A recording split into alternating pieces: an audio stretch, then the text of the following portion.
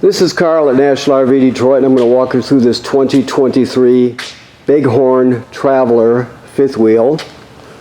Okay, I'm going to show you some of the features and we'll talk about it and see what we can see here. So first thing we see on the door side rear is you have an outside refrigerator, okay, storage of course.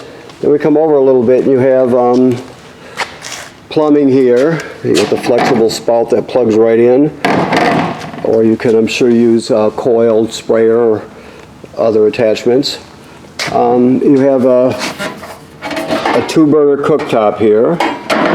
Now you have to plug this in, the LP in. So they give you this LP hose that's already attached. This is the quick connect male end. Okay, and that plugs in. I'll have to come around here to show you, right there into that female quick connect LP fitting right there. So you have to plug that in to use it. Also, we have a 6-point stabilizer system on it, so it has 6 jacks on it, and it's all automatic. We'll talk about that more as we get to the controller. Okay, as we move forward, we have a power awning with LED strip, of course. You've got a pass-through basement here. And this is TV signal out plus power. You could set a TV out here if you wanted to. You have a 30-pound LP tank. Another one on the other side. Okay. Here, this is your inverter here. Inverter, if you don't know, inversion is taking 12-volt DC and inverting it to 110 AC.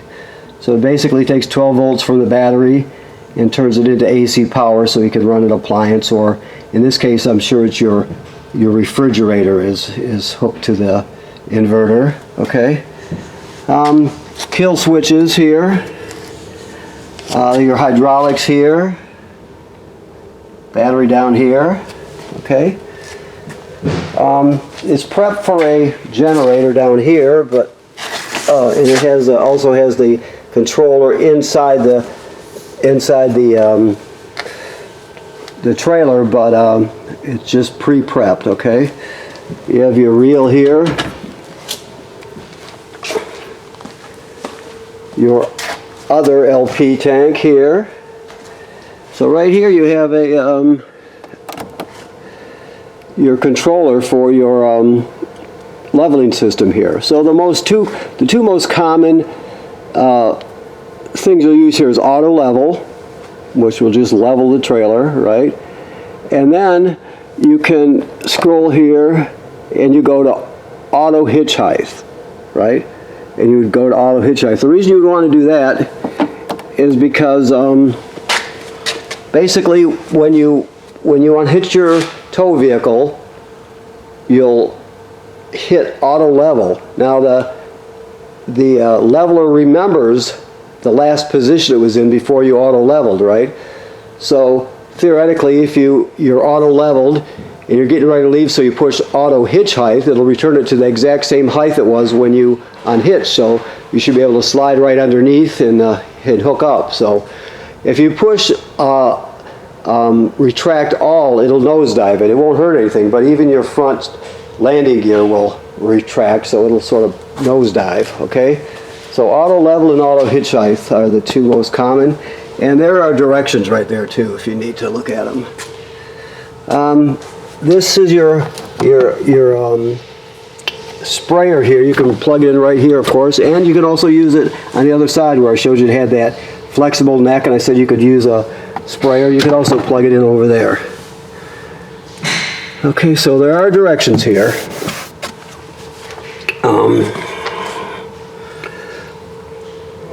Let's see what we have here.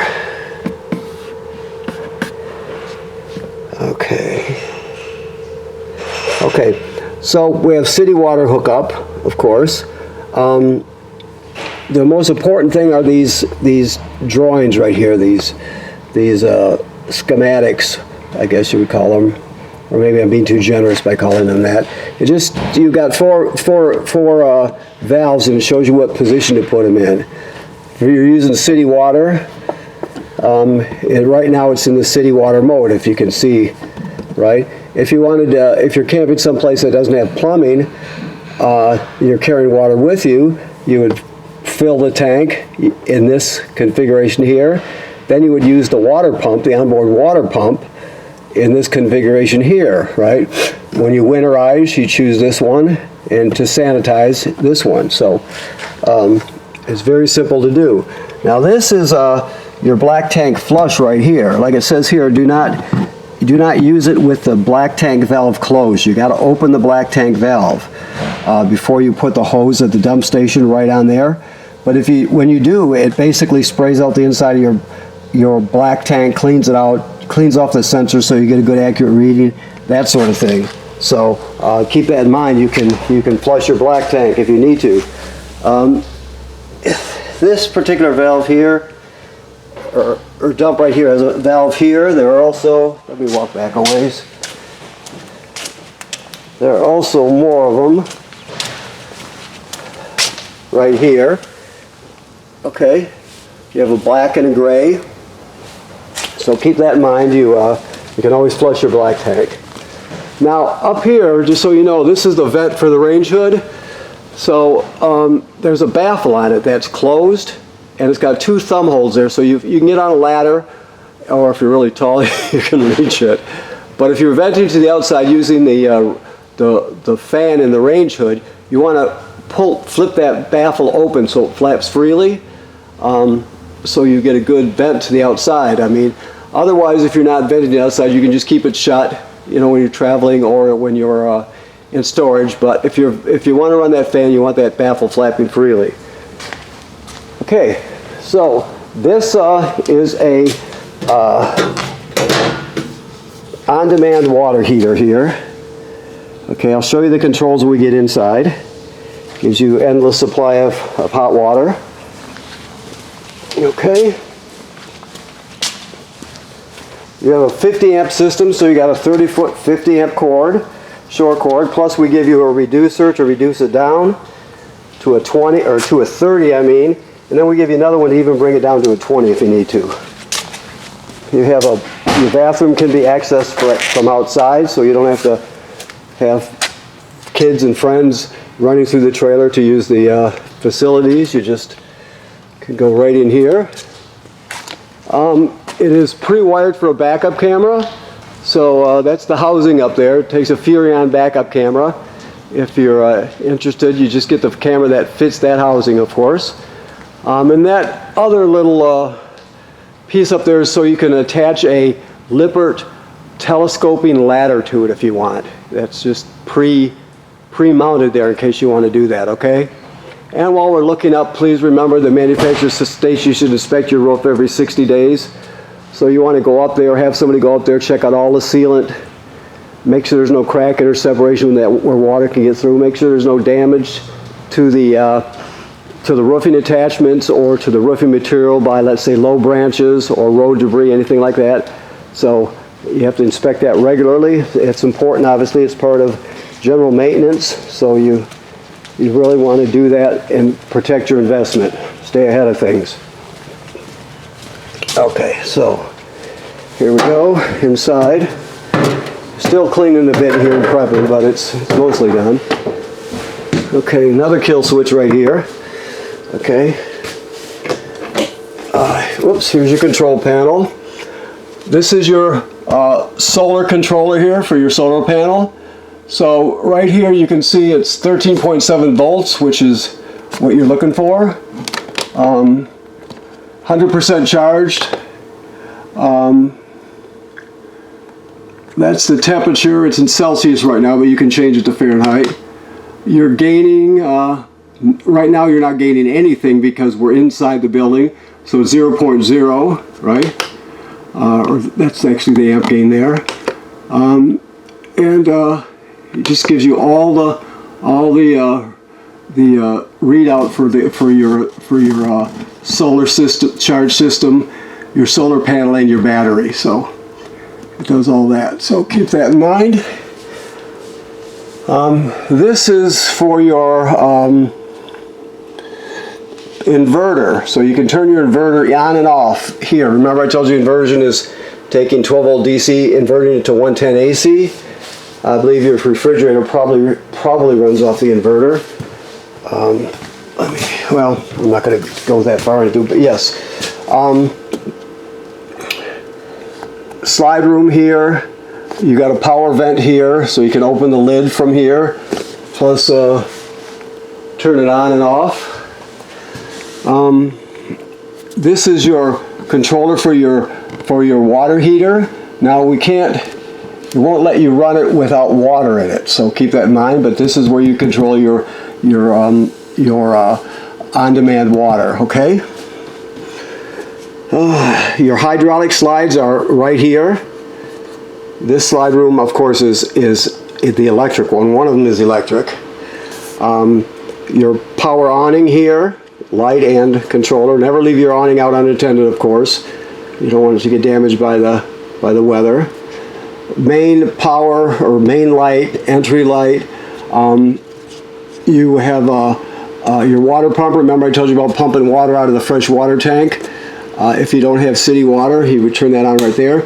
You also use that water pump to winterize the trailer, of course. When it comes to the water heater, we talked about it. Here's switches here. You have tank heaters, so there are heating pads on all the holding tanks. So you turn that on and it extends your camping season.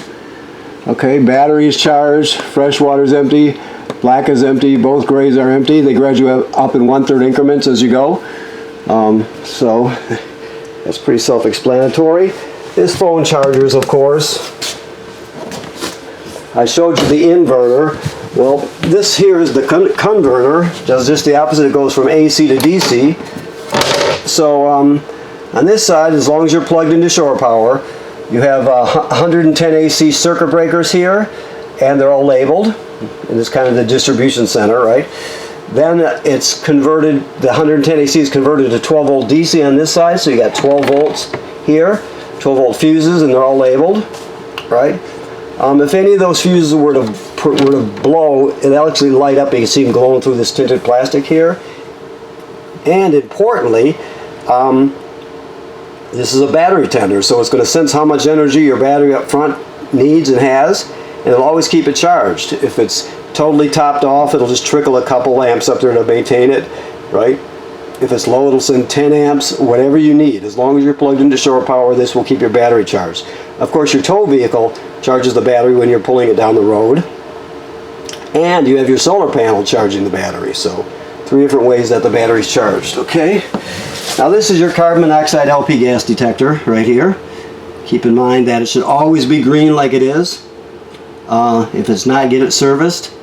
If it goes off, you take everybody outside, leave the door open, shut the gas off, figure out what's going on, okay? Alrighty. So we'll move this way. Refrigerator with two freezer drawers in it. Your microwave, right? Keep in mind that I showed you the vent outside. Well, this is where it vents. It's a 2-speed fan here, like that, and that vents to the outside, so keep that baffle open if you're going to be running it. Also, you have a light, of course. I don't know if he's got the gas turned on here, so if it doesn't light, I'll just talk you through it. Okay, so you have your sparker here. You have lights here, of course. You have 3 burners and 3 knobs, and then this one is for the oven. So let me just see if it's going to work here. I have to hold that in. Let me do this. It looks like he's got it off. So anyway, it's that simple. You just spark it, and this one I believe you have to press in. Let me see again. Yeah, so I'll have to find out. You know, I'm not 100% about that. You may just have to spark it. You may have to push both these in at the same time. I should know the answer to that, but I'm not going to just fake it. So we'll have to tell you about that when you pick up. I'll make sure I know the answer to that, because I'm not totally familiar with this particular range here. So I don't want to give you bad information. Of course, the oven is a little different. It has a pilot light all the way at the back. You can see it sparking back there. Okay, so you're just going to go to the oven knob. You go to pilot and you depress it. Then with the other hand, you're going to spark it till it lights down here. Once it lights down there, you still hold this for another 10 or 15 seconds to heat up the thermocouple. Then you're going to go to operating temperature, if you can get there. Come on now, there we go. Go to operating temperature, and it'll cycle as an oven does. When you shut it off, obviously the flame goes out, but so does the pilot light, so you have to relight the pilot light each time you use the oven. Okay. And always travel with this shut, because it will break if you leave it open. Okay. So here's basically a little dinette bench. And I tend to believe that there's, let me just look over here. Let me see here. I better look before I speak here. Does this come up? Or is it fold up?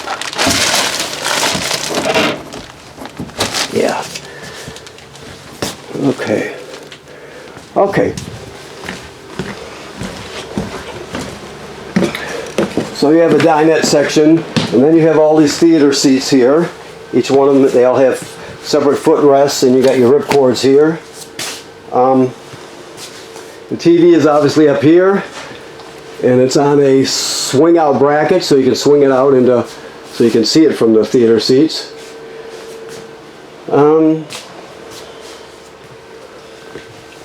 Let's see here, all these windows have a shade, of course.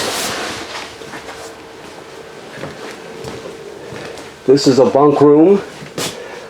First of all, this couch is a hide-a-bed, so you can fold the cushions off. You grab it down here, you can fold it out. It's a 3-panel hide-a-bed. Also, you can bring this down. This is obviously another bunk, and then you have another one here. Right? You can put a TV here. It already has a JBL system. There's the remote for it right there. This particular one has AM/FM radio. It has Bluetooth, so you can stream wirelessly from your phone to your tablet. It should have, let me make sure here. Yes, so it's got pretty much everything you need, and then some. You got your stereo speakers here, so it's in good shape. Also, it's hooked up to this HDMI, which will go to your TV set. And that's where you, if you want to hook it up through a coax, that you would do it right there, okay? All right. Of course, the bathroom works like any other RV bathroom. The toilet has to have chemical and water in it, so never use it dry. Always put there's your flush pedal there, always put a dose of chemical in there and at least a gallon of water when you start up. Okay. Another vent with a power lid on it.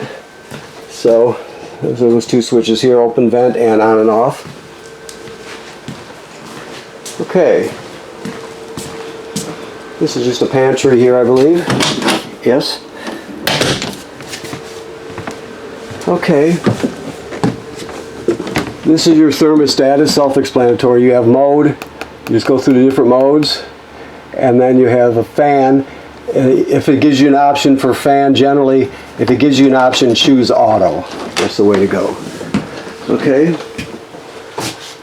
Another power vent, or another vent anyway. I think it might have to, yeah, you have to operate it here. So it's manual, but manual lid on it, but it's got a fan, obviously.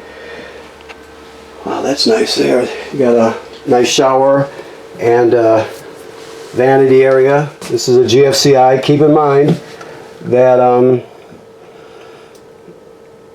all the plugs in the trailer are wired through a GFCI, so you always want to keep in mind that if you're using one outside, if you're using something outside and it pops, you're going to reset it inside the trailer here. Okay.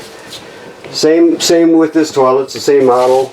Always at least one dose of chemical and a gallon of water in it before you start using it. Okay.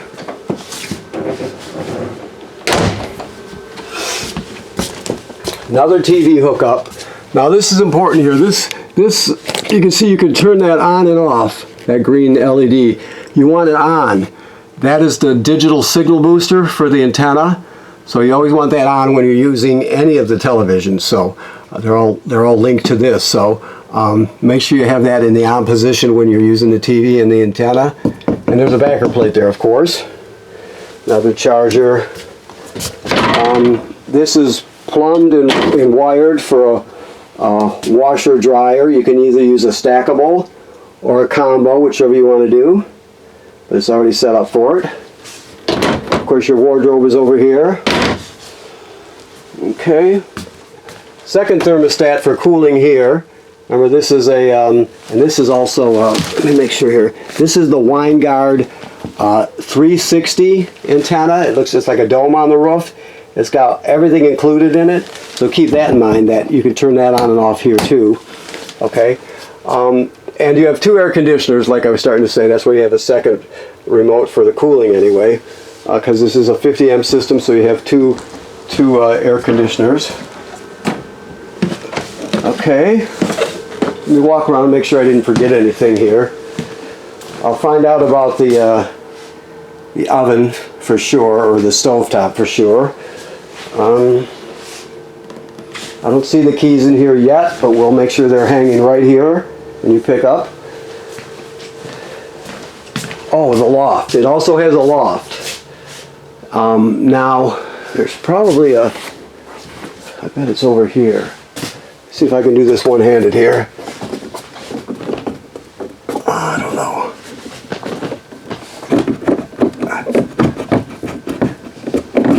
There we go.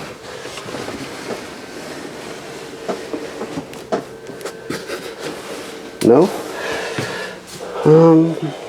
I don't see a ladder yet, but I don't. There must be one for it. I shouldn't say that because I don't know that for sure. I don't want to give you the wrong information, but we'll keep in mind that we don't see a ladder, so we'll double. Oh, here it is. I'm sorry. It's right on the door. Holy cow. So there's your ladder already attached to the door to get to the loft for the little kids. Okay. All right. So we'll walk you through this also when you pick it up. So we'll be able to go over it and fill in the gaps that I left. I want to thank you for purchasing your trailer here at National RV Detroit. Please remember what I said about inspecting the roof. The manufacturer states every 60 days, so you just want to protect your investment. You want to make sure that it stays bone dry inside, so you want to check all the sealant. You want to check the roofing material and attachments, see if they're damaged by low branches or road debris, just to stay ahead of anything, so you're protecting your investment. That's part of general maintenance.